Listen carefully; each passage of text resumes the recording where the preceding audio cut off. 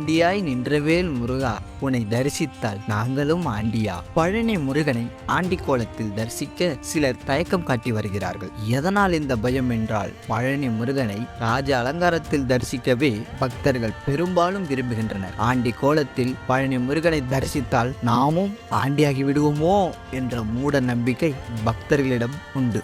முருகப்பெருமானின் அறுபடை வீடுகளில் முக்கியமானது பழனி. இங்கு ஆண்டி கோலத்தில் முருகர் வெறும் கோவணத்துடன் நிற்பார். இது முழுமையான துறவியின் அடையாளம். இந்த கோலத்தில் அவரை தரிசிக்கும் போது நம்மை ஒட்டிக்கொள்ளும் ஆசை, பதவி, செல்வம், புகழ் அனைத்தும் வீணென்று உணர முடிகிறது. பழனி முருகர் சிலை நவபாஷாணத்தால் ஆனது.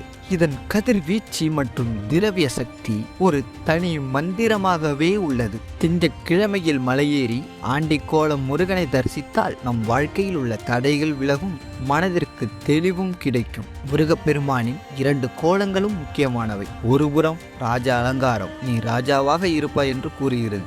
மறுபுறம் ஆண்டி கோலம், நீ அனைத்தையும் விட்டுவிட்டால் உண்மையான அரசன் நீயே என்பதை உணர்த்துகிறது. வாழ்க்கையில் பல தடைகள் வந்தால், உங்கள் மனதில் அமைதி தேவைப்பட்டால் பழனி முருகனை ஆண்டி கோலத்தில் தரிசியுங்கள். உங்கள் வாழ்க்கையில் மாற்றம் கண்டிப்பாக இருக்கும்.